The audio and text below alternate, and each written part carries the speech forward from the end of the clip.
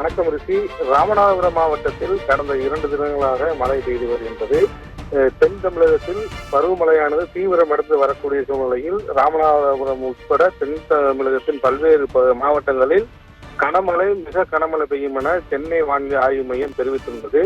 அதன் அடிப்படையில் நேற்று இரவும் அதேபோல் நேற்று முன்தினம் இரவு முதல் மழையானது பெய்து வருகின்றது. நேற்று இரவு துவங்கிய கனமழையானது தொடர்ந்து ராமநாதபுரம் மாவட்டத்தின் பல்வேறு பகுதிகளில் பெய்து வருகின்றது. இதனால் பள்ளி மற்றும் கல்லூரிகளுக்கு இன்று ஒரு நாள் விடுமுறையை அறிவித்து மாவட்ட ஆட்சியர் காலையில் உத்தரவு பிறப்பித்திருந்தார். தொடர்ந்து மழை பெய்து வரக்கூடிய சூழ்நிலையில் பாம்பனில் அதிகபட்சமாக கடந்த 6 மணி நேரத்தில் சுமார் 24 சென்டிமீட்டர் மழையானது பதிவாகியுள்ளது. அதேபோல் ராமநாதபுரத்தில் கடந்த 24 மணி நேரத்தில் அதிகபட்சமாக 18 சென்டிமீட்டர் மழையானது பதிவாகியுள்ளது. தொடர்ச்சியாக பெய்து வரும் இந்த மழையால் பல்வேறு இடங்களில் தண்ணீர் தேங்கி நிற்கின்றது. அதேபோல் சாலையில் தேங்கி நிற்கும் தண்ணீரால் வாகன ஓட்டிகள் கடும் சிரமம் அடைந்து வருகிறார்கள்.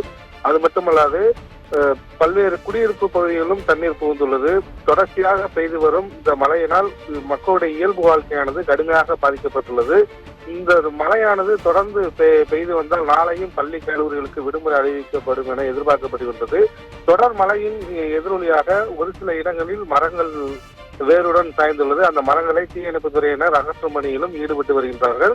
தற்போது வரை விடாமல் இடைவிடாத மழையானது ராமநாதபுரம் மாவட்டத்தில் பெய்து வருகிறது.